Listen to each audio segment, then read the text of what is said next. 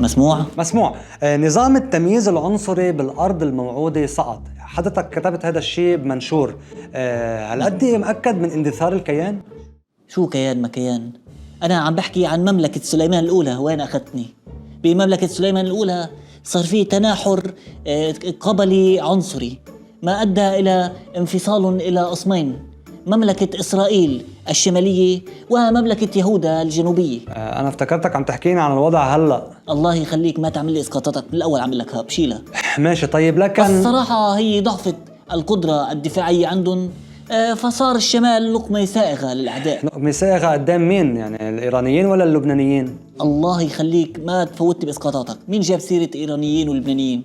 عم نحكي عن البابليين، لأنه بوقتها البابليين هن كانوا الخطر الذي يأتي من الشمال، إذا قاطع معك هذه الجملة من قبل. ورجعت سقطت يهودا وجرى تدمير الهيكل الأول. أستاذ أيسر أنا عم بحكيك عن بعدين. أيسر يا خي أيسر، سبق وذكرت لك الإيد اللي ما تطبع فيها.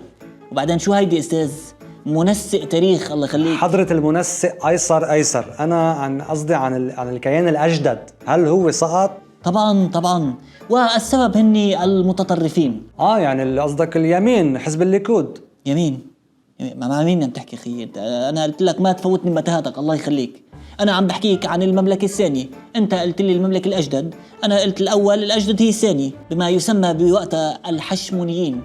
لهيديك المملكة كترت فيها الطوائف المتناحرة، وإذا بدك بالأسماء والأدلة والبراهين بحب أذكر لك منهم: الفريسيين والصدوقيين والسياريين. يعني مثل هلا الحريديم والاشكناز والفلاشة والسفرديم. ما عادش تفوتني بإسقاطاتك، الله يخليك.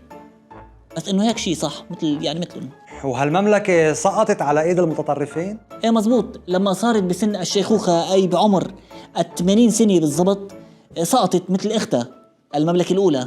ومن وقتها صار في لعنة اسمها لعنة العقد الثامن، اللي ممكن تتكرر بوقتنا هلا. الله يخليك، أنا لا بتنبأ ولا بحلل سياسي، بس إنه أنت يعني احسبوا من 48 لهلا بيطلع معك الجواب.